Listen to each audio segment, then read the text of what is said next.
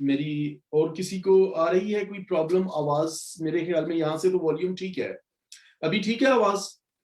ہاں جی ابھی بہتر ہے جی. بالکل ٹھیک ہے. زندہ جلالی اور بابرکت نام میں آپ سب کی سلامتی چاہتا ہوں. خدا کا شکر ادا کرتا ہوں کہ جس نے یہ ممکن کیا کہ میں آج ایک بار پھر خدا کے زندہ کلام کی سچائیوں میں سے اپنے لیے اور آپ کے لیے برکت لے کر حاضر ہوں، اور خدا کے روح کی ہدایت کے مطابق اس کے کلام کی سچائیوں سے میں خود بھی سیکھ سکوں.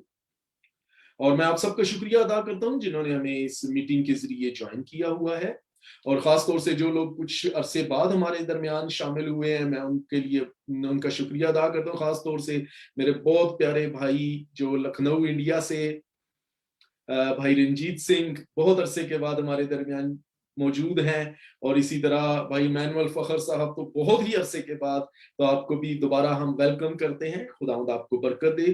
اور میری بہن نندنی جو ہیں انہوں نے ہمیں جوائن کیا ہوا ہے، خداوند ان کو بھی برکت دے. ان کے گھرانے کے لیے سلامتی چاہتا ہوں. تو چلیے میں آپ کا ٹائم زیادہ نہیں لوں گا، ہم خدا کے کلام میں سے سیکھیں گے.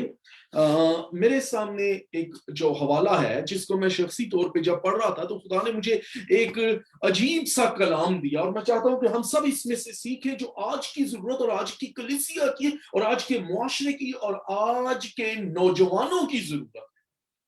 کچھ سال پہلے میں نے آن لائن ایک کلام دیا تھا، ہو سکتا ہے آپ میں سے کچھ لوگوں نے اس کو سنا ہو. The sin of immorality، ناپاکی کا گناہ یا جنسی گناہ، وہ ہمیں کہاں دھکیل کر لے جاتا ہے. اور اگر آپ نے نہیں سنا تو آپ یوٹیوب پہ دیکھیں، شاید آپ کو یہ مل جائے. یہ انگلش اور اردو دو سرمنز ہیں جو ڈیفرنٹ ہیں. ایک سرمن انگلش میں دیا ہوا ہے، ایک اردو میں ہے. تو آپ کو جو بھی مل جائے آپ ضرور سنیے. اور اس سرمن کے دینے کی وجہ یوں ہی، کیونکہ میں نے اکثر میں یہ اپنے دوستوں سے بھی اپنے کولیگ سے بھی بات کرتا ہوں کہ جب آپ شخصی دعا کر رہے ہو یا شخصی طور پہ بائبل کو پڑھ رہے ہو تو جو خیال آئے وہ اس دعا کے دوران یا اس کلام کو پڑھنے کے دوران وہ خدا کی طرف سے ایک مکاشفہ اور کسی کی ضرورت ہوتا ہے. آپ کوشش کیا کریں کہ جب شخصی بائبل پڑھ رہے ہو تو اپنے پاس پیپر پین ضرور رکھیں، یا شخصی طور پہ دعا تو جو خیال آئے اس کو لکھ لیں، وہ کبھی نہ کبھی آپ کو کام آئے گا. کسی کی ضرورت کے لیے روح القدس آپ سے بولتا ہے. ایلیا کی مثال کو کبھی نہ بھولیں کہ ایلیا نے جب خدا نے، ہم دیکھتے ہیں وہ ایزیبل سے بھاگ رہا تھا، تو جب خدا نے کہا کہ میں اب تیار ہو جا، میں تجھ سے بات کروں گا، میں ملوں گا تجھ سے، تو ایلیا جب پہاڑ پر چلا گیا، ہورب کے پہاڑ پر، تو ایلیا انتظار کر رہے، پہلے طوفان اور آندھیاں آئیں. اس نے کہا بس خدا آ گیا، اتنی گڑگڑاہٹ، اتنا بڑا کچھ سب کچھ ہے تو خدا آ گیا. لیکن خدا ان طوفانوں میں بھی نہیں تھا. پھر گہری تاریکی چھا گئی، اس نے کہا خدا آ گیا ہے، لیکن خدا وہاں بھی نہیں تھا. زلزلے آ گئے، لکھا ہے پہاڑ الٹ گئے، پتھر ٹوٹ گئے، اس نے کہا اب خدا ہے، لیکن خدا وہاں بھی نہیں تھا. لیکن پھر ایک بات لکھی ہے، a little small voice، ایک دھیمی آواز، اور اس آواز کے اندر خدا نے اس کے ساتھ کلام کیا. تو عزیزو، جب آپ بائبل پڑھتے ہیں یا دعا شخصی کرتے ہیں، اس بات کو معمولی نہ سمجھے. جب آپ کے اندر کوئی خیال آئے، یہ ضرور خدا کی طرف سے ایک آگاہی، تنبیہی یا کوئی میسج ہوتا ہے. تو اس وقت بھی میرے ساتھ ایسے ہی ہوا، اور وہ میں نے the sin of immorality جو ہے اس پر پھر میں نے اس کو خیال کو لکھا اور میں نے کلام دیا. اور وہ کلام تھا لوط کی زندگی کے تعلق سے، کہ سدوم اور عمورہ اور اس کے ارد گرد کے جو 5 پورے شہر تھے وہ کس طرح تباہ ہوئے اور ان کی ریزن کیا تھی. اور اسی طرح جب میں دوسرا سیموئیل پڑھ رہا تھا اس کے 11 باب میں سے، تو میں اسی کو سامنے رکھ کے آج اسی کو آپ اس کو اسی the sin of immorality کے گناہ کا دوسرا حصہ سمجھ لیں اس میسج کا. لیکن مجھے نہیں پتا کب یہاں ایک آیت پر میری وہ نظریں ٹک گئی، میں وہاں سے ہل ہی نہیں سکا. میں اس کو پڑھتا سوچتا اور پھر میں نے کہا کہ خداوند مدد کر. اور میں نے پھر اس کلام کو تیار کیا، اور یہ میں نے نہیں تیار کیا، یہ روح القدس کا میسج ہے ہم سب کے لیے. اور میں آپ کے سامنے اس حوالے کو پڑھوں گا، اور ہم اس میں سے 4 چیزوں کے تعلق سے، 4 مراحل سے 4 स्टेजेस में से सीखेंगे कि वो कौन कौन सी स्टेजेस हैं। दूसरा सैमुअल उसके 11 बाब की 2री आयत से 5वीं आयत तक यूं मरकूम है। गौर कीजिए, इसको पॉइंट आउट कर लीजिए, ये सिर्फ दाऊद की जिंदगी का वाकया नहीं है, रूहानी तौर पर हमारी भी जिंदगियों का वाकया है। और यह ना समझें कि जरूरी नहीं कि अगर कोई जिनसी गुनाह जिस्म के तौर पे नहीं करता, हम बहुत मर्तबा रूहानी तौर पर भी जिनसी गुनाह कर रहे होते हैं, क्योंकि बुत परस्ती को भी जिनसी गुनाह के मुतरादफ गिना गया। ये गहरा मुकाशफा है खुदा के कलाम में, यूं मरकूम है। 2री आयत से मैं पढ़ूंगा।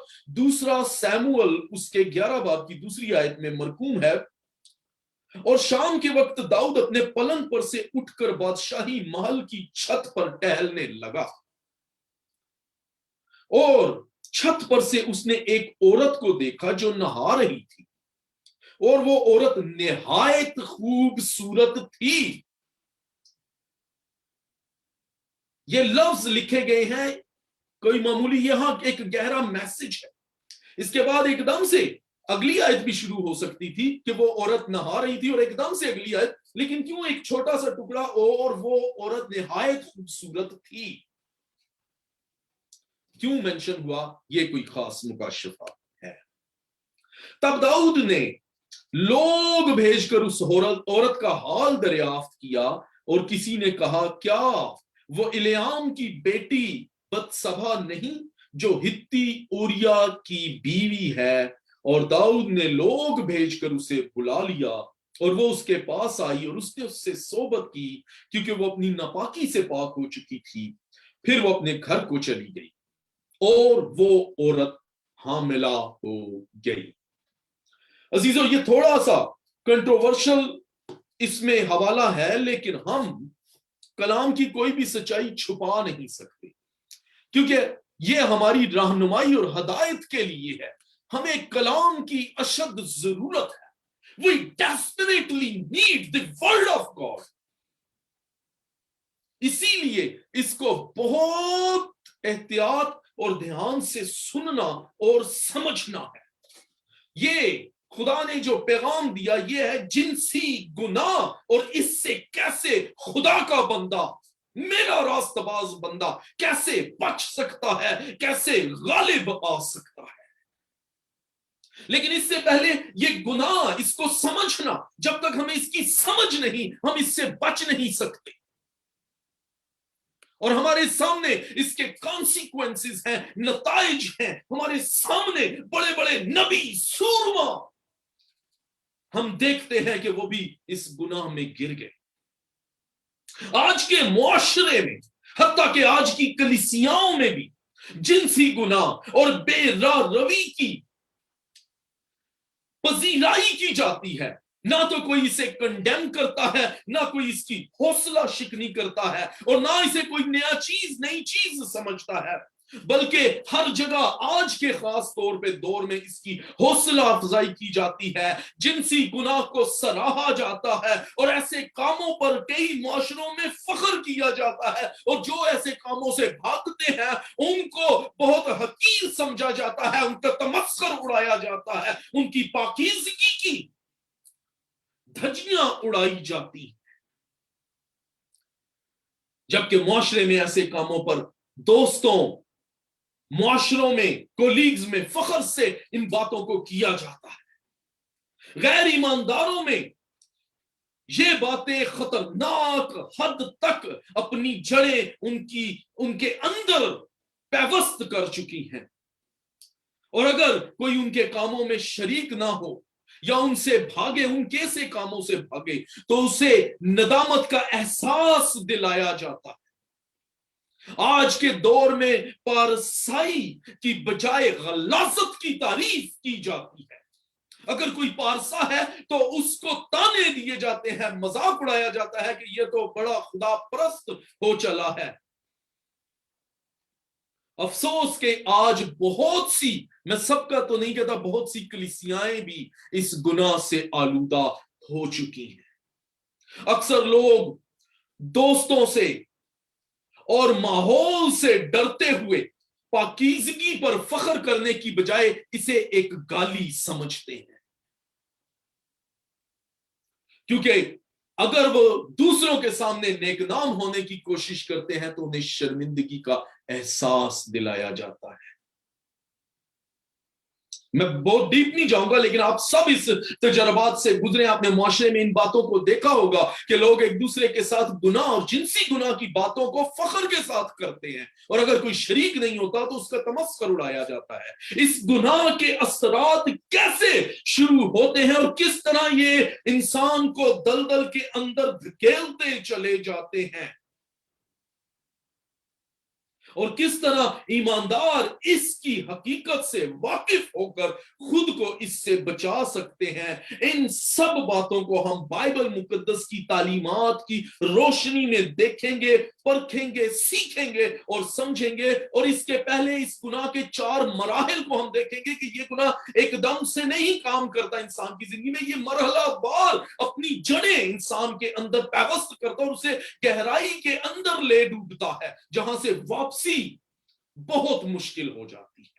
पहला मरहला जो है उसके ताल्लुक से हम सीखेंगे, बहुत इंपॉर्टेंट, सब जानते हैं, लेकिन हम एक छोटी सी गलती का शिकार हैं, क्योंकि हम उस मरहले को बहुत गैर अहम समझते हैं और उसकी जगह किसी और चीज को अहमियत देते हैं। मत्ती 6 बाब और उसकी 22 आयत के अंदर इसी मरहले के ताल्लुक से यीशु मसीह ने कहा कि बदन का चिराग तो आंख है। अपनी आंख को दुरुस्त रखने के ताल्लुक से हमें बताया गया, बस अगर तेरी आंख रोशन नहीं तो तेरा पूरा बदन तारीकी में डूबा हुआ है, और तारीकी गुनाह है। अगर आंख ही ठीक नहीं है तो हम तारीकी में धकेले जाएंगे। इस जिनसी गुनाह का जो पहला मरहला शुरू होता है वो आंख से शुरू होता है, और हम में से बहुत से लोग आंख की ताकत से, आंखों की कशिश और ताकत से वाकिफ ही नहीं है। हम अक्सर जुबान की ताकत की बात करते हैं कि जुबान बड़ी ताकतवर है, हालांकि पतरस ने भी अपने खत में लिखा है कि जुबान एक छोटा सा उज़्व है इंसान के अंदर, शरारत और आग से भरा हुआ है, ये बहुत ताकतवर है। जैसे एक पतवार छोटी सी पूरे जहाज को पानियों के ऊपर मोड़ती और लहराती और कंट्रोल करती है, ऐसी जुबान एक ऐसा आला है जो आग से भरा हुआ है, इसमें कोई शक नहीं। लेकिन इससे भी ज्यादा खतरनाक इंसान की आंख है। हर बात आंख से शुरू होती है। हम बहुत मर्तबा समझते हैं कि सिर्फ जुबान ही बहुत ताकतवर है, या हम समझते हैं कि हमारे ज़हनी ख्यालात, दिल के तसव्वुरात बड़े ताकतवर हैं। इसमें कोई शक नहीं कि जुबान और ज़हनी ख्यालात, इंसान के तसव्वुरात बड़े ताकतवर होते हैं, उससे बहुत कुछ कराते हैं, लेकिन इन सब का शाखसाना, इनकी असल रूट, इनकी बुनियाद, इनकी इब्तदा जो कलाम हमें बताता है वो हमारी आंख है। और यीशु मसीह ने कहा अपनी आंख की हिफाजत कर। बाइबल में बेशुमार हवाले अयूब और इमसाल भरे पड़े हैं आंख के ताल्लुक से। ज़हन के तसव्वुरात, दिल के ख्यालात और जुबान की जो ताकत है, इस सब का जो असल जड़ है वो हमारी आंख है। हमारी आंख ही वो सोर्स है जो हमारे अगले लम्हे और हमारे आने वाली मंजिल का तयन करती है। इसमें कोई शक की गुंजाइश ही नहीं कि जिनसी गुनाह और दीगर तमाम गुनाहों की इब्तदा सिर्फ और सिर्फ आंख से होती है। हमें ये जानने की जरूरत है कि हम जिन चीजों को देखते हैं, जिन चीजों पर हम अपनी निगाहें जमाते हैं, वो हमारे मुस्तकबिल का फैसला कर देती है। आम जिंदगी में भी बहुत सी चीजें हम आंखों के वसीले से देख कर करते हैं। हम फैशन को आंखों से देखते हैं और उसको अपनाने की कोशिश करते हैं। हम अपने घरों को खूबसूरत बनाते हैं, आंखों से किसी चीज को देखा और कहा कि ये हमारी डेकोरेशन के लिए, ये सजावट के लिए हो जाना चाहिए। हम अपने कपड़ों को देखकर पहनते हैं, हमारी आंखें हमारे अंदर ख्वाहिशात पैदा करती हैं, हत्ता कि हम खाने पीने के मामलात में आंखों को استعمال کرتے ہیں. بہت سی چیزیں جو ہماری آنکھیں دیکھ کر ہمارے مائنڈ میں سٹور کر لیتی ہیں، اگر فوری طور پر دسترس میں نہ ہوں، ہم ان کو محفوظ کر لیتے ہیں، اور ہمارے ذہن کے خیالات ہمیں وہ ویژن بار بار دکھاتے ہیں، اور جب کبھی ہمیں موقع ملے تو ہم اس کو حاصل کرنے کی کوشش کرتے ہیں.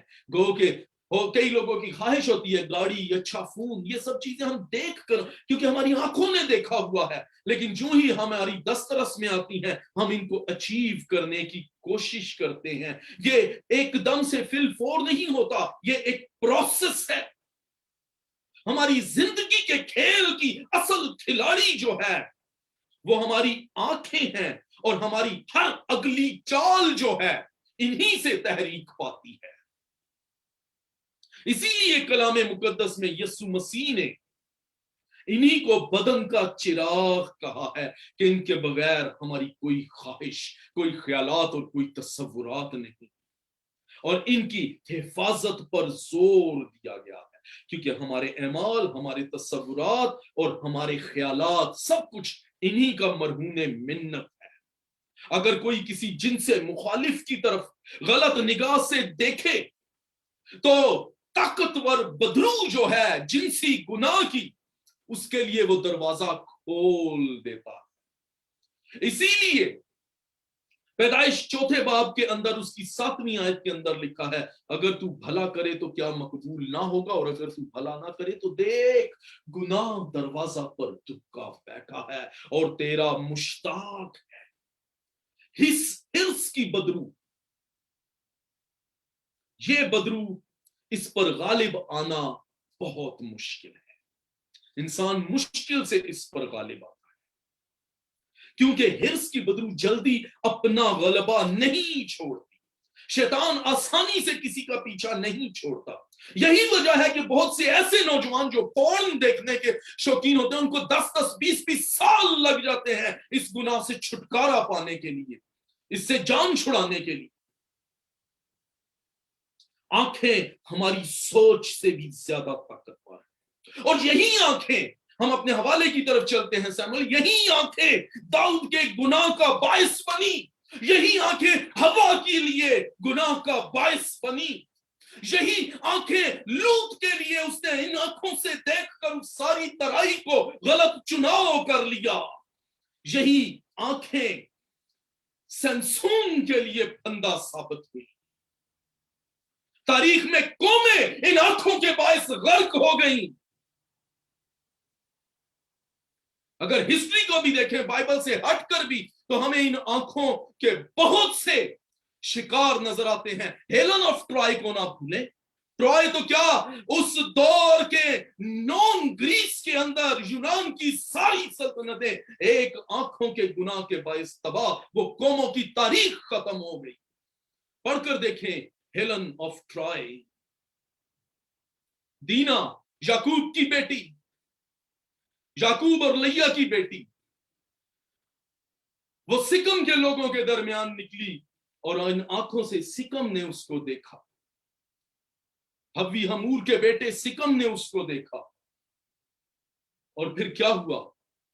پورا سکم کا پورا قبیلہ ختم ہو گیا، ایک بھی مرد وہاں نہیں بچا، پوری قوم سکم کی تباہ ہو گئی. جنسی گناہ اچانک نہیں سرزد ہوتا کہ کوئی رات کو سوئے اور صبح اٹھ کے فیصلہ کر لے آج میں نے جسم کا گناہ کرنا ہے.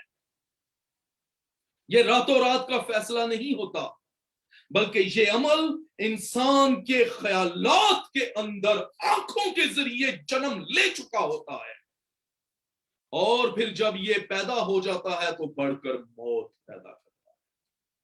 داؤد نیند سے جاگا، وہ اپنے محل کی چھت پر گیا، اس نے بتسبا کو نہاتے دیکھا، اور بائبل بتاتی ہے اس نے محض دیکھا نہیں، بلکہ اس کی آنکھوں نے اس کی خوبصورتی کا جائزہ، تجزیہ لینا شروع کر دیا اور اپنے اندر سٹور کرنا شروع کر دیا. اردو میں یہ لکھا ہے، اس نے دیکھا اور وہ عورت نہایت خوبصورت تھی. اس کو کیسے پتا چلا یہ خوبصورت ہے؟ وہ اس کے باڈی سٹرکچر کو دیکھ کر اس کو ماپ رہا تھا तोल रहा था, लेकिन इंग्लिश वर्जन में और ज्यादा क्लियर लिखा हुआ है। इंग्लिश वर्जन में किंग जेम्स में लिखा हुआ है, he saw a woman washing herself, और फिर आगे लिखा है, and the woman was very beautiful to look upon, to look upon, वो उसे देखता ही रहा। उसकी आंखों ने उसकी खूबसूरती, उसके जाज़ब बदन के डील डोल को और उसके बदन की मुकम्मल तफसीलात को अब उसके ख्यालात में स्टोर कर दिया, महफूज कर दिया। यानी वो उसके बदन को देर तक देखता रहा, उसकी आंखों ने उसकी तवज्जो को उसकी बरहनगी पर मरकूज करके रख दिया। शायद उसने भागना चाहा होगा, लेकिन उसकी आंखों ने उसके अंदर हिर्स की बदरू का दरवाजा खोल दिया और उसने उसे जकड़ दिया। लिहाजा उसके ख्यालात उसका पीछा करते रहे। ओ ये भूल गया कि मैं वक्त का बादशाह हूं। वो अपने मुलाजमों से उसका हाल दरियाफ्त करने लगा और उसके मुलाजमों ने उसे बताया कि वो कौन है और कहां रहती है।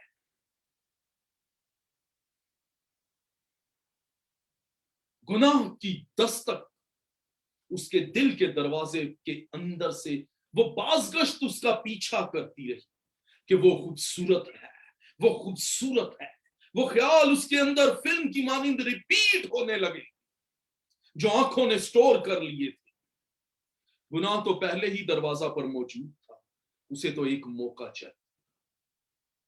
देख गुनाह दरवाजा पर दुक्का बैठा है और तेरा मुश्ताक है, पर तू उस पर गालिबा, पर तू उस पर गालिबा।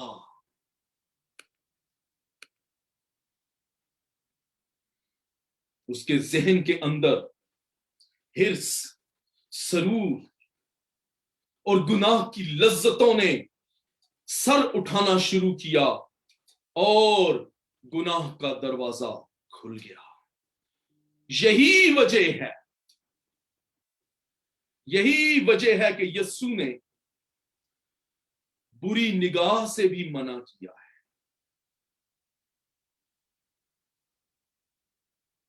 इसीलिए उसने कहा कि पहले ही लम्हे में इस बदरू पर गालिब आओ, इसको शिकस्त दो। मत्ती 5वें बाब की अगर 27 और 28 आयत को देखें तो वहां पर लिखा हुआ है, हमें यीशु मसीह ने फार्मूला दिया है कि अगर कोई नजर बुरी निगाह से किसी औरत पर डालता है तो अपने दिल में, तो निगाह को कंट्रोल करने का फार्मूला वहां पर हमें मिल जाता है। दाऊद का गुनाह उस वक्त शुरू नहीं हुआ जब उसने बत्सबा को अपने घर बुलाया और उससे हम बस्तरी की, बल्कि उसका गुनाह उसी वक्त शुरू हो चुका था जब उसने उसको देखा और डिटेल से देखा। इस जिनसी गुनाह की बदरू का पहला जो मरहला हमारी जिंदगी में, ये ईमानदार की जिंदगी में शुरू होता है, वो होता है आंखों से। फिर हम दूसरे मरहले की जानिब जाते हैं, वो है अमल का मरहला। इफिसियों 4 बाब की 27 आयत के अंदर खुदा के कलाम में लिखा है कि इब्लीस को मौका ना दो। हम अमल का मौका दे देते हैं। दूसरा मरहला जो है वो अमल का है। आंखें जो देख लेती हैं, जहन उसको स्टोर कर लेता है और फिर आपके तस्वुरात आपको तहरीक देते हैं और आप अपनी विजन के मुताबिक अमल करना शुरू कर देते हैं। फिर इंसान के अंदर से क्या निकलता है ये उसके ऊपर मुनहसर है। अगर अच्छे ख्यालात स्टोर हैं तो अच्छाई निकलेगी, आपकी तरक्की होगी, रूहानी अफजाइश होगी, स्पिरिचुअली ग्रो करेंगे, आपकी बेहतरी होगी, आप पाकीज़गी की जानिब भागेंगे। लेकिन अगर अंदर से आंखों की स्टोर की हुई कुछ और चीजें निकलेंगी तो मत्ती 15 बाब के अंदर यीशु मसीह ने वाज़े कहा है कि जो इंसान के दिल में भरा है वही बाहर निकलता है। और अगर गंदी बातें, गंदे ख्यालात निकलेंगे तो इंसान को नापाक करेंगे। बाहर से चीज अंदर जाकर इंसान को नापाक नहीं करती, जो अंदर से निकलता है। बज़ाहिर देख लेने से कोई गुनाह नहीं होता जब तक अमल नहीं होता। اور پھر آپ جانتے ہیں کہ ہر عمل کا دوسرا مرحلہ عمل ہے، تو ہر عمل کا ایک رد عمل ہوتا ہے. ہر کام کے کوئی نتائج ہوتے ہیں، اچھے کام کے اچھے نتائج ہیں، برے کام کے برے نتائج ہیں. کانسیکوینسز کو مت بھولیں. جو نوجوان جنسی گناہ سے بھاگ نہیں سکتے وہ آسانی سے آنکھوں کی خواہشات کا شکار ہو جاتے ہیں.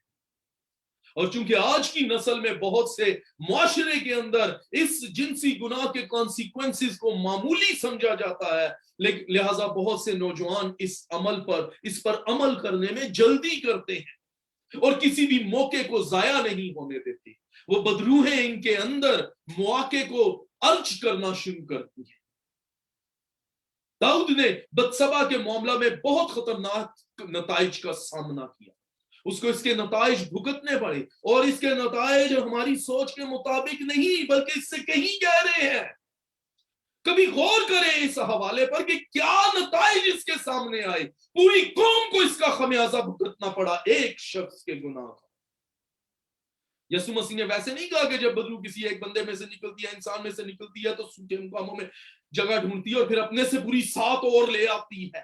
ایک گناہ، خاص طور سے یہ جنسی گناہ، بہت سے گناہوں کا شاخسانہ بنتا ہے. 7 اور بری بدروہوں کے لیے دعوتیں عام ہیں. اگر عام لوگ، اس معاشرے کے لوگ، یسوع مسیح نے اکثر کہا ہے کہ اس دنیا کے لوگ برے ہیں، وہ برائیوں کو پسند کرتے ہیں. اگر دوسرے عام لوگ ان خواہشات پر عمل کرتے ہیں تو اس کا یہ مطلب ہرگز نہیں کہ مسیحی بھی ان کی تقلید کریں. مسیحی خدا کے فرزند ہیں، ان کا رہنا سہنا، اٹھنا بیٹھنا، بات کرنا سب کچھ ڈیفرنٹ ہونا چاہیے. یاد رکھیں، وقتی لذت، وقتی سرور، وقتی خوشی بہت مرتبہ لمبے عرصے کے دکھ کا باعث بن جائے، نہ تمام، نہ ختم ہونے والے دکھ کا باعث. اور یسوع مسیح نے اکثر یہ کہا ہے کہ وہاں رونا اور دانتوں کا پیسنا، نیشنگ آف ٹیتھس، جس کی بہت مرتبہ واپسی نہیں. کلام میں لکھا ہے ایسی راہیں بھی ہیں جو انسان کو بھلی معلوم ہوتی ہیں لیکن ان کی انتہا میں موت کی راہیں. داؤد کے ایک چھوٹے سے وقتی عمل کی بہت بڑی سزا اسے ملی، اور اس سزا کو چھپانے کے لیے اس نے اس کے اوپر کئی غلطیاں اور کئی گناہ کیے، جب تک وہ اس بھید کو نہ جانا کہ جو گناہ کو چھپاتا ہے ہرگز کامیاب نہ ہوگا، لیکن جو ان کا اقرار کر کے اس کو ترک کرتا ہے، اس پر اور کسی پر نہیں، صرف اس پر جو اقرار کرتا اور ترک کرتا ہے، اس پر خدا کی رحمت ہوتی ہے. گناہ کو چھپانے سے گناہ چھپ نہیں سکتا. ہم کہاں تک گناہ کو کس سے چھپائیں گے؟ ایک شخص گاؤں میں وہ تربوز، واٹر میلنز، بڑے بڑے ان کا کھیت لگاتا تھا. اب اس نے اپنے بیٹے کو جب وہ کھیت میں گیا تو ساتھ لے گیا. اس کے بیٹے نے تربوز دیکھے، ریڈ سویٹ میلنز. اس کا دل کیا کہ یہ کھائے. اس کے بعد نے اسے منع کیا کہ بیٹا تربوز نہیں کھانا، شام کو واپس آؤ تو صرف بھیڑ بکریوں کو واپس لے کر آنا، کوئی تربوز تم نے. اس نے کہا ٹھیک ہے، لیکن وہ خواہش کو چھپا نہ سکا. اس نے کیا کیا؟ تربوز ایک توڑ لیا اپنے باپ کی مرضی کے بغیر. رستے میں ایک جنگل میں سے جب وہ گزرا، اس نے وہاں بیٹھ کر کھایا. جو کھایا وہ کھایا، باقی اس نے کہا یہ رستہ تو وہ ہے جہاں سے میرا باپ ہر روز گزرتا ہے، وہ دیکھے گا اور وہ کہے گا کہ میں نے منع کیا، تو نے کھایا، میں کیا کروں. اس نے کیا کیا؟ اس نے اس باقی تربوز جو بچا ہوا تھا اس کو، اس کے بیج چھلکے ایک گڑھا کھودا اور ان میں دبا دیا، اور بڑا خوش کہ میں نے بڑا کام کر لیا ہے. ساون کا مہینہ تھا، برسات کا موسم تھا. کچھ عرصے بعد مسلسل پانی کی وجہ سے اس جنگل کے راستے میں جہاں کانٹے اور جھاڑیاں تھیں وہاں پہ تربوز کی بیلیں ہی بیلیں ہوگا. اس کا باپ وہاں سے گزرا، اس نے تربوز کی بیلیں دیکھی اور اپنے بیٹے سے کہا کہ تو نے وہ گناہ کیوں کیا جس سے میں نے تجھے منع کیا. ہم گناہ کو چھپائیں گے لیکن اس کے سپراؤٹس نکل آئیں گے، اس کی بیلوں کو چھپا نہیں سکیں گے. سو داؤد نے بھی یہی کام کیا. اس نے وقتی گناہ کو چھپانے کے لیے اس قدر دکھ اور کشٹ اٹھایا کہ وقت کے نبی کو آ کر اس کو سمجھانا پڑا۔ تیسرا مرحلہ جو ہے اس جنسی گناہ کا وہ ہے روحانی حصہ داری۔ یہ بڑا امپورٹنٹ ہے، روحانی حصہ داری، اسپرچول شیئرنگ۔ جب آپ کسی سے شادی کرتے ہیں تو مرد اور عورت کو جب شادی کے دوران بلیسنگ دی جاتی ہے تو ان کو یہ یاد دلایا جاتا ہے کہ اب سے یہ دونوں زندگی کی نعمت کے وارث ہیں، خوشی میں، غمی میں، دکھ میں، سکھ میں، بھلائی میں، بھوک میں، پیاس میں، ہر چیز میں یہ دونوں برابر کے شریک ہیں۔ پہلے کرنتھیوں کے 6 باب کی 16 آیت بڑا امپورٹنٹ ہے۔ پولس نے کہا کہ جب کوئی کسی سے صحبت کرتا ہے تو اس کے ساتھ شریک ہو جاتا ہے، حصے دار ہو جاتا ہے، وہ شیئر کر لیتا ہے اس کو۔ یہ مرحلہ جو ہے یہ غیر مرئی اور نہ نظر آنے والا مرحلہ ہے، جس میں بظاہر تو کچھ نظر نہیں آتا لیکن اس کے نتائج بڑے سنگین ہوتے ہیں۔ جنسی گناہ میں 2 انسان ایک بدن ہوتے ہیں اور متحد ہو جاتے ہیں، ایک بانڈ میں بندھ جاتے ہیں، اور پھر جب وہ ایک بانڈ میں بن جاتے ہیں، ایک جسم ہو جاتے ہیں۔ یسوع مسیح نے کہا وہ 2 نہیں ایک جسم ہوتے ہیں۔ جب ایک ہو جاتے ہیں تو پھر وہ سب کچھ شیئر کرتے ہیں، اس میں جسمانی بیماریاں بھی وہ شیئر کرتے ہیں، اور روحانی بدوحوں اور کمزوریوں اور لعنتوں اور بدبختیوں کو بھی وہ شیئر کرنا شروع کر دیتے ہیں۔ بالکل اسی طرح جیسے پاک نکاح کی رسم کے دوران دونوں کو برکت دی جاتی ہے اور وہ برابر کے شریک ہو جاتے ہیں، ایسے ہی کلام سے ہٹ کر شریعت سے باہر جب کوئی جنسی گناہ کرتا ہے تو وہ اس کے ساتھ شریک ہوتے ہیں۔ پھر وہ ایک دوسرے کی قرض کو بھی اپنے اوپر شیئر کر لیتے ہیں۔ بعض اوقات لوگ دیکھتے ہیں کہ ہمارے حالات تو ٹھیک تھے، ہم کیوں برائیوں میں جانا شروع ہو گئے، ہم کیوں نقصان اٹھانا شروع ہو گئے۔ واقعات، حالات، اور بہت مرتبہ لوگ دوسروں کے ساتھ اپنے بدن کو شیئر کر رہے ہوتے ہیں، یہ جانتے نہ جانتے ہوئے بھی کہ وہ کون ہے۔ بہت مرتبہ لوگوں کو ان کے پورے نام نہیں پتا ہوتے، فیملی ہسٹری نہیں پتا ہوتی، کون کون سی لعنتیں اور بدبختیاں وہ شیئر کر کے اپنے ساتھ لے کر آئے ہیں، اور نوجوان نسلیں کس طرح سے تباہ ہو رہی ہوتی ہیں۔ جسمانی شراکت کے باعث وہ روحانی شراکت میں بھی شامل ہو جاتے ہیں اور مسائل اور پرابلمز اور بیماریوں کا بھی حصہ بن جاتے ہیں۔ میں نے کئی لوگوں کو دیوالیہ ہوتے، کاروبار تباہ ہوتے، برکتیں جاتے دیکھا ہے، اور یہ جنسی گناہ شیطان کے کارآمد ترین ہتھیاروں میں سے بیسٹ ہتھیار ہے۔ اس لیے اگر کوئی جو آن لائن آپ فیس بک پہ بھی دیکھ رہے ہیں، سن رہے ہیں، اگر کوئی آج سے پہلے ان باتوں کی سچائی سے واقف نہیں تھا اور کسی ناہموار جوئے میں جتا ہوا یا جتی ہوئی تھی، تو اب موقع ہے کہیں آپ بیٹھے بٹھائے دوسروں کے مسائل اور دوسروں کی کرسز کا حصہ نہ بن جائیں۔ اگر ایسا کبھی ہے آج سے پہلے، اب سے پہلے، تو اب ان غلطیوں کا ازالہ ہو سکتا ہے دعا کے وسیلے، کیونکہ دعا ایک ایسا ہتھیار ہے جو ان بندھنوں کو توڑ سکتا ہے۔ چوتھا مرحلہ جو ہے اس گناہ کا وہ ہے پچھتاوا اور آلودگی، کنٹیمینیشن۔ جب پانی آلودہ ہو جاتا ہے تو پھر وہ آلودہ ہو جاتا ہے، ہوا آلودہ ہو جاتی ہے تو پھر وہ ساری ہوا آلودہ ہو جاتی ہے۔ یہ چوتھا مرحلہ جو ہے پوری انسانی زندگی کو، اس کے مستقبل اور فیوچر اور پاسٹ کو بھی آلودہ کر کے رکھ دیتا ہے۔ اس مرحلے میں شرمندگی، احساس ندامت، احساس گناہ، احساس جرم اور بالآخر عادی ہو جانا شامل ہوتا ہے۔ لوگ پھر عادی ہو جاتے ہیں، کئی دفعہ لوگ نشے کے عادی ہو جاتے ہیں، اور پھر ایک نہ ختم ہونے والی جدوجہد شروع ہوتی ہے جس میں انسان مزید دھنستا ہی چلا جاتا ہے، دلدل میں، کوئک سینڈ یا سویمپنگ میں، سویمپنگ کے اندر، کوئک سینڈ کے اندر جتنی کوشش کی جائے انسان اور گہرائی میں جاتا ہے۔ ہم داؤد ہی کی مثال کو دوبارہ سمجھتے ہیں کیونکہ وہ اس تجربے سے بہتر گزرا اور بالآخر اس نے اسی تجربے کی بنیاد پر اس کا حل ہمیں بتایا۔ آگے جا کر میں بتاؤں گا कहां पर लिखा है इसका हाल? दाऊद ने इसके संगीन नताइज को बड़े करीब से देखा और उनका तजर्बा किया। उसने क्या किया? सिर्फ आंखों से देखा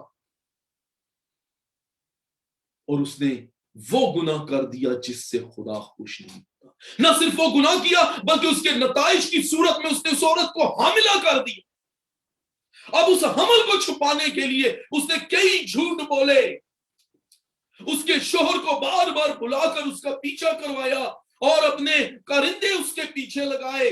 उसको कुछ समझ नहीं आ रही कि वो बादशाह वक्त क्या कर रहा है। अपने छोटे छोटे मुलाजमों के सामने नंगा हो रहा है, अपनी वो बातें उनको बता रहा है जो उसने की और उनको बता रहा है मुझे कोई हल बताओ, मेरी मदद करो, इसका पीछा करो, इसको घर लेकर जाओ, इसको नशे में कर दो गर्क। पता नहीं क्या क्या हीले हुजत और क्या क्या जतन उसने किए होंगे उसके लिए, और किस हद तक वो गिरावट में जाता होगा कि अपने मुलाजमों से मिन्नतें कर रहा होगा और वो भी कह रहे होंगे कि ठीक है हम इस तरह करते हैं और इस तरह करते हैं और इस तरह करते हैं। और यहां पर ही बात खत्म नहीं होती, बात इससे भी आगे बढ़ती है। उसको अपने गुनाह को छुपाने के लिए एक मासूम का, बेगुनाह का कत्ल करना। बादशाह वक्त होते हुए उसे जिल्लत और रुसवाई और पशेमानी का सामना करना पड़ा, और वक्त के नबी ने उसके गुनाहों को उसके भरे दरबार में उसके मुलाजमों के सामने फाश कर दिया। ये वो मरहला होता है, चौथा मरहला, जहां दाऊद जैसा शख्स भी पछताता है। ऐसे मरहले में पहुंचकर लोगों को होश आए तो क्या फायदा, इससे पहले ही कुछ करो। बहुत से लोग ऐसी जगह पर पहुंचकर फिर इससे जान छुड़ाना चाहते हैं, लेकिन उनसे जान आसानी से नहीं छूटती, क्योंकि बदन और शैतान से जान छुड़ाना आसान नहीं। बदन हमेशा रूह के खिलाफ काम करता है और शैतान का तो काम ही है। ये एक ऐसी जंग है जिसमें शदीद मुजाहमत करनी पड़ती है। इफ्सियों 6 बाब के अंदर पौलुस लिखता है कि हमारी जंग खून और गोश्त से नहीं, शरारत की ऐसी रूहानी फौजों से है जो हमारे ही अंदर छुपी बैठी है। क्योंकि हमारी जंग खून और गोश्त से नहीं बल्कि शरारत की ऐसी रूहानी फौजों से है जो आसमानी मुकामों में है। इसलिए खुदा की कुव्वत के सारे हथियार बांध लो। इस रूहानी तसादुम में एक ही हल है, जिसको दाऊद जबूर 143 और उसकी 9वीं आयत में बयान करता है। जबूर 143 और उसकी 9वीं आयत में लिखा है, ऐ खुदा मैं पनाह के लिए तेरे पास भाग आया। उसने भागना शुरू किया, नौकरों के पास, दोस्तों के पास, माशरे के पास, फौजियों के पास, कहां कहां वो भागता रहा, लेकिन इस जंग से उसे मजीद वो नुकसान ही होता रहा। और फाइनली फिर उसने ये बात सीखी और लिखा है कि उसने इस बात का फिर इकरार किया और उसने कहा मैंने खुदा का गुनाह किया। और फिर जबूर 143 में वो लिखता है, ऐ खुदा मैं पनाह के लिए तेरे पास भाग आया। अपनी कोशिशों से हम इस गुनाह से नहीं, इस दलदल से बाहर नहीं आ सकते। ये वो मरहला है जिसमें सिर्फ एक नाम आ जाता है जो बचा सकता है, जिंदा खुदा के अजली बेटे, अज़ल से ज़बा किए हुए बर्रे यीशु मसीह का नाम। सिर्फ वही इस मरहले में हमें बचा सकता है। शायद दुनिया आपको जोर लगाए कि उसके कामों में शरीक हो जाएं, मगर आपको मजबूत होने की जरूरत है। अभी कुछ देर पहले हमने एक गीत जबूर गाया था, मजबूत मेरा दिल है। शौकत के नाल ये सिर्फ गाने की हद तक मजबूत रहने की जरूरत नहीं, हमें हकीकी मानों में, सही मानों में हमें मजबूती की जरूरत है। बेहतर है कि चौथे मरहले तक पहुंचने से पहले ही इस बदरू پر غالب آئیں, پہلے مرحلے میں ہی غالب آ جائیں تو چوتھے تک جانے کی نوبت نہ پہنچے اور یسوع مسیح کو ہم اپنی زندگی دے دیں. عقل مندی سے کام کرنے کی ضرورت ہے اور ہمیں اپنی آنکھوں کی حفاظت کرنے کی ضرورت ہے تاکہ ہمارے دل کے اور ذہن کے خیالات پاکیزہ ہو جائیں. ایوب 31 باب کے اندر, اس کی پہلی آیت کے اندر ایوب کہتا ہے میں نے اپنی آنکھوں سے عہد کیا ہے. ہمیں اپنے آپ سے عہد کرنے کی ضرورت ہے. اگر آپ اس سچائی اور اس گناہ کی سنگینی سے پوری طرح واقف نہیں تھے تو اب وقت ہے, اب ہم جان چکے ہیں, اب وقت ہے کہ اب ہم ایوب کی مانند اپنی آنکھوں سے عہد کریں اور اپنی آنکھوں کو ڈسپلن کریں, اپنی آنکھوں کو سکھائیں اس سے قبل کہ بہت دیر ہو جائے. یہ ہم جانتے ہیں کہ آنکھیں بند کر کے تو کوئی زندگی نہیں گزار سکتا اور نہ ہی عملاً ایسا کوئی ممکن ہے کبھی. ڈسپلن کا مطلب ہے, اکثر ہم اپنی آنکھوں سے بہت سے مناظر دیکھتے ہیں, ہماری آنکھوں کے سامنے سے بے شمار مناظر گزر جاتے ہیں, لیکن ہم ان پر توجہ مرکوز کرنے کی بجائے ان کو اگنور کرتے ہیں. بہت سی چیزوں کو دیکھ کر اگنور کرنا سیکھیں, پریکٹس کریں, ڈسپلن کریں آنکھوں. جیسے ہم بے شمار ہر روز بے شمار مناظر کو اگنور کرتے ہیں, ویسے ہی آزمائش کے مناظر کو اگنور کریں. اگر داؤد اس وقت آزمائش کے منظر کو اگنور کر دیتا تو اس کے بڑے سنگین نتائج سے نہ گزرتا. کسی مخالف جنس پر, کسی لڑکی کا لڑکے کا لڑکی پر پڑ جانا کوئی بڑی بات نہیں ہے. ایک نگاہ پڑ جانا کوئی بڑی بات نہیں, ہم بے شمار مرتبہ بہت سی چیزیں دیکھ لیتے ہیں, لیکن دوسری نگاہ یا تیسری نگاہ یہ غلطی ہے. ایک نظر پڑ جانا it's not a big deal. توجہ مرکوز کرنا, ڈیٹیلز میں جانا, جیسے داؤد ڈیٹیلز میں چلا گیا, یہ گناہ کی ابتدا اور دروازہ کھول دیتی ہے. چہل قدمی کرتے, سفر کرتے, راتوں کو باہر پھرتے, آسمان کے ستاروں کو دیکھنا, نظاروں کو دیکھنا, وادیوں کو دیکھنا, پھولوں کو دیکھنا, ان سے محظوظ ہونا, ہم سب آنکھوں سے یہ سارا کام لیتے ہیں, لیکن ہم اپنی آنکھوں کو کہاں ڈسپلن کریں, یہ کلام ہمیں بتاتا ہے. جب ہم اپنی آنکھیں کسی ایسی چیز پر جو گناہ ہے مرکوز کر لیتے ہیں, تب پھر ہمیں پتہ بھی نہیں ہوتا کہ ابلیس کس وقت حملہ کر دیتا ہے. ڈسٹریکشن, ہمارے ارد گرد بہت سی اٹریکشنز ہیں جو ہمیں ڈسٹریکٹ کرتی ہیں. مجھے اچھی طرح یاد ہے, میں کالج میں تھا, ایک مووی آئی تھی, انگلش مووی, میں بڑا شوقین ہوتا تھا خدمت سے پہلے کالج میں, تو اس مووی کا نام تھا میٹرکس. آپ لوگوں نے اپنے ٹائم پہ دیکھی ہوگی, اب بھی سننے میں آئے کہ بڑی شاید میں بھی ری میک ہوئی اس کی یا جو بھی ہے. اس میں مجھے آج بھی یاد ہے کہ ایک سین تھا کہ نیو کو وہ ایک ایسی کمپیوٹرائز ورلڈ میں لے جاتا ہے اس ہیرو کو, اس کا جو مینٹر ہوتا ہے یا اس کا ٹرینر ہوتا ہے, جو باس ہوتا ہے, تو وہاں سب لوگ ارد گرد ہوتے ہیں اور اچانک وہ بڑا کیئرفلی چل رہا ہوتا ہے, ایک سیکنڈ کے لیے ایک ریڈ کپڑوں کی لڑکی اس کے پاس سے گزرتی ہے, وہ جو ہی اسے دیکھتا ہے ایک سیکنڈ میں اس پر دشمن حملہ کر دیتا ہے. یہ ڈسٹریکشن ہے, ایک سیکنڈ کی دیر, اور ابلیس تو موقع ڈھونڈنے کے لیے کھڑا ہے. ایک سیکنڈ کی پلک جھپکنے کی دیر ہے اور وہ آپ پر حملہ کر دے گا. ہمیں اپنی آنکھوں کو ڈسپلن کرنے کی ضرورت ہے, کیونکہ ہمیں نہیں پتا کہ کس اٹریکشن میں کس لمحے ہم دشمن کا شکار ہو جائیں اور اس کے بھیانک نتائج کو دیکھ سکیں. ہمیں اس دروازہ پر غالب آنا ہے جو ابلیس کو موقع دیتا ہے. افسیوں 4 باب کی 27 آیت میں لکھا ہوا ہے کہ ابلیس کو موقع نہ دو. خداوند اس کلام کے وسیلہ سے آپ کو یہ بات سمجھنے کا فضل بخشے. تھینک یو, آپ لوگوں کا میں نے ٹائم لیا کافی. God bless you.